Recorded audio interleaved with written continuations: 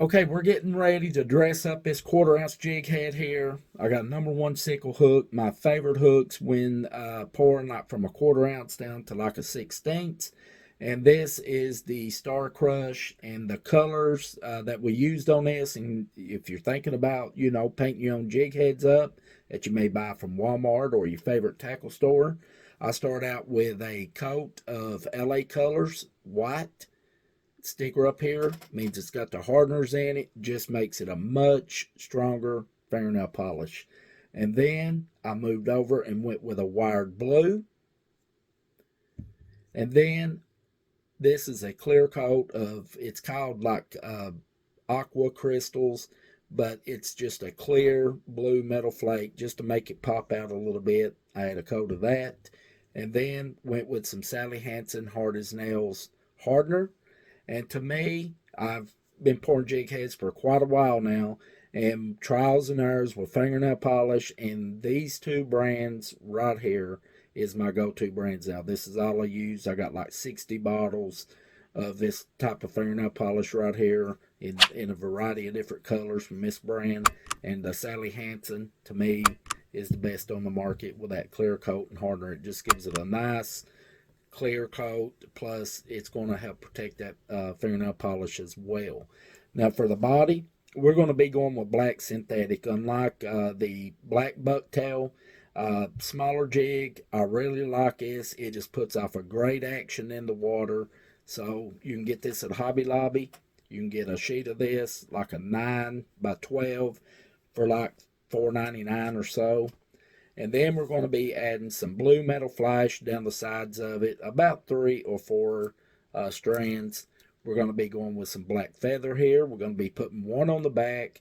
Unlike if this was like a 1/2 ounce, 3/4 ounce, I would double it up back there. But with this, I'm just going to pick one small one out, and then I'm going to collar it up with one as well. And for the thread, we're going to be using some nylon. This is by Do It. I think this is an A in black. So we'll go ahead and get started here. Now I like running my thread all the way down to the tip of the hook on a tie like this, back up about halfway. Then we'll go ahead and get this tag cut off. And then at this point, I'm going to go ahead and I'm going to add one of the feathers right here. So I'm not looking for a big one, just kind of a small type feather to add to this, just for a tail, just to give it a little bit of action. So I'll just measure it out here. From about midpoint of this bolt on my handle of my vise here is about 1 inch back. That's about as far as I want to go with it. So I'll kindly lay it down here and kindly push down and get a measurement about where I need to be with it.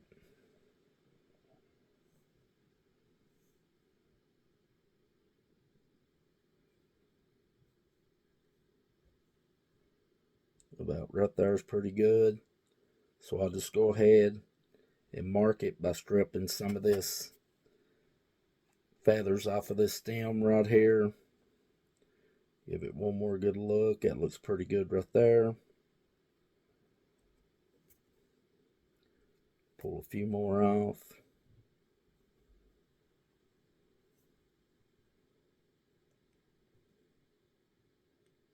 Okay, and we'll go ahead and get this stem cut here. Find my scissors.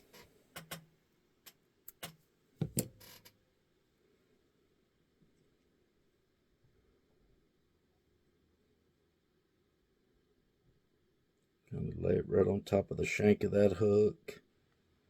Need a little bit more of that stem cut. That should do it.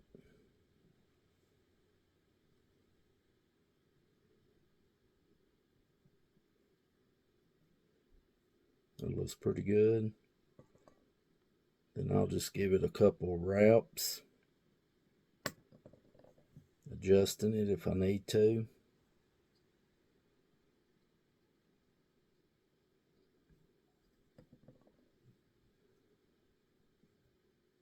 Kind of keeping him right up on the shank.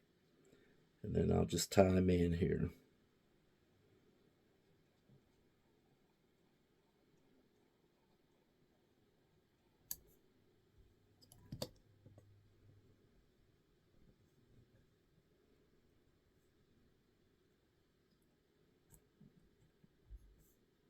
looks pretty good. Then I'll run my thread all the way back up to the back of the jig head here. Just like so. Now at this point, we're going to add some of the synthetic hair here. So we'll take a little bit. I may have to do a couple cuts on this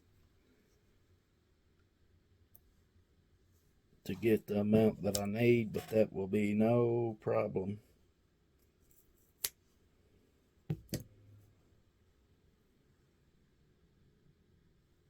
Pull out some of these longer fibers. I want it just to go right back next toward the back of the tail. Right there, looks pretty good. Move some of this loose stuff off the front. And then bump it right up against that jig head.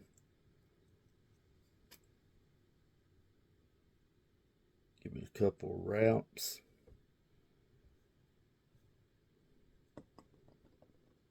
Push up on it a little.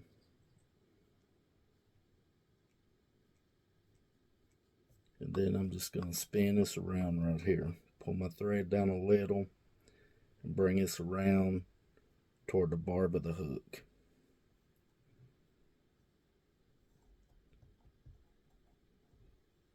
Fluff it out, see what I got here. That's looking pretty good. Then I'll add a few more wraps to it.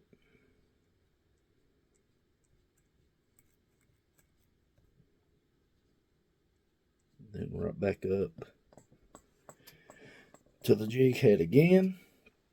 And then we're going to add just a little bit more, a little bit more, a little bit more, a little bit more of this synthetic hair.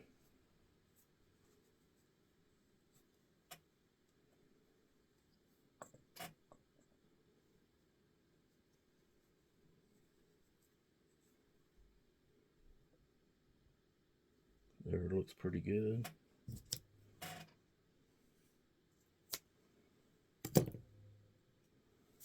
Move some of them fibers off the front of it.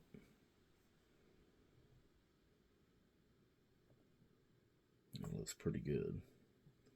So now we'll just bump it right up against the jig head like we done the last one. Give it a couple wraps. Spin it around if we need to make sure it's right up on top of that shank. It looks pretty good. So now we're just going to run our thread back up toward the head, building that collar up. There we go. Now at this point, we want to go ahead and add our blue flashing. So I'll probably do like 4 on each side of this.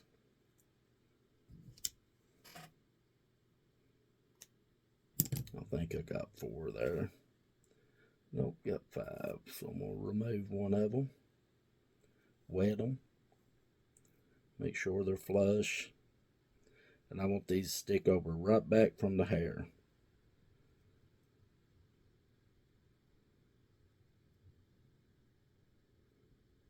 A lot of pinching.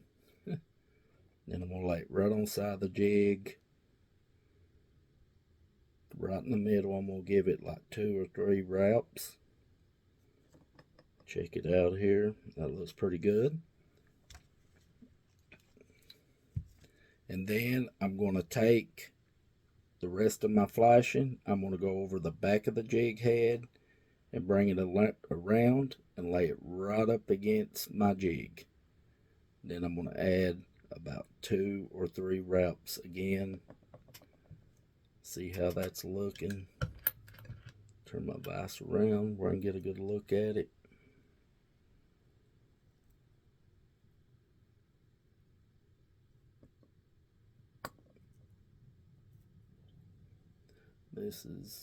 It won't catch good for me. So I'm going to double him up there. Make sure he's straight down the side. That looks pretty good right there. And then I'm going to kind of eyeball it and cut it to fit right with the other ones.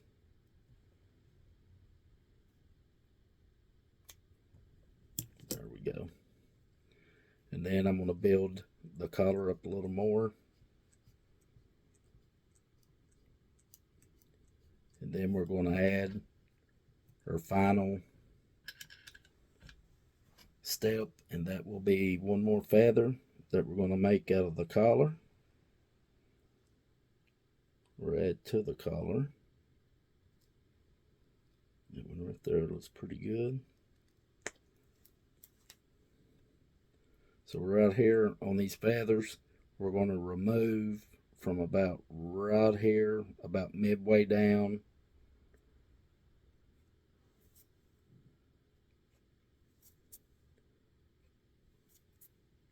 Exposing that stem.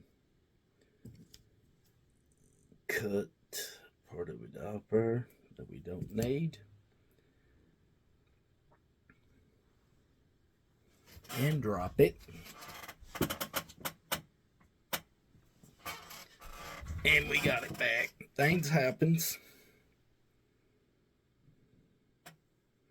And then we're going to lay it backwards right on the side of that jig. And we'll lock him down.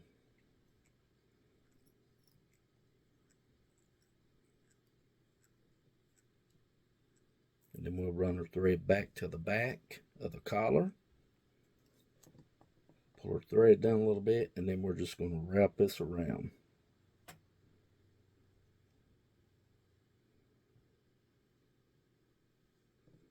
Just like so.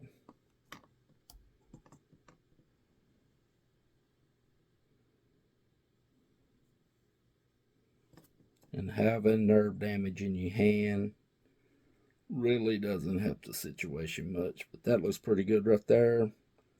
We're going to lock it in back here, give it about 3 or 4 nice tight wraps, and then we're going to bring our thread back up toward the front, right up to the jig head here, and then one more time back, and then back to the front again, and then we'll cut this excess off right here, just like so. And now at this point, we can go ahead and we can build our collar, and we'll go ahead and pull these feathers back a little. And I'm just going to go right around this jig head, about 5 or 6 nice tight wraps right there. And then we're just going to go ahead and we're going to whip finish it. This bad boy is done.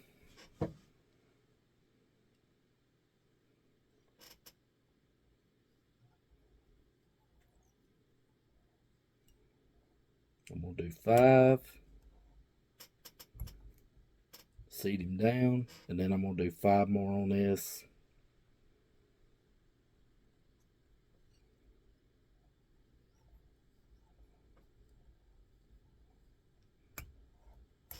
And then I'm going to wrap my finger around the thread without breaking it. And just seat that down. Make sure it's good and tight. And without cutting any feathers, try not to cut any feathers. We'll move right up here and cut that off. And then I'm going to lick my fingers. And I'm going to pull these feathers back a little bit. And I'm going to add some Loctite super glue. That's my favorite on the market. And it will not let this thread come loose. So I'm just going to add 1 small drop right to the front, right next to the base of the head. And then I'm going to take my old paintbrush and the end of it and just work it around. And then we're going to let him dry. Well, guys, there you go. A simple little tie. Perfect for 10-pound test spinning gear. I wouldn't go over 10-pound test on a bait caster with this, with that little 1/4 ounce jig. This is just something that, you know, a low profile type jig for when them bass are looking for a smaller bait. Be excellent for the river too, if you smallmouth fish the rivers. And don't forget to check out the playlist down below. Got some more jig tying down there. Got more coming to the channel. Also, check out how we decollar the jigs, how we pour jigs. All that's down in the description. And guys, if you like the video, I hope you give us a thumbs up. That helps us out here at the channel. And also subscribe. We'd love to have you at Hills and Gills. We're growing every day. And also hit that notification bell. That way you'll be notified when we upload right here on the channel. Follow us over on Facebook, Instagram. Until next time, stay safe out there on the water. And we will see you right here in the next one. Have a great day.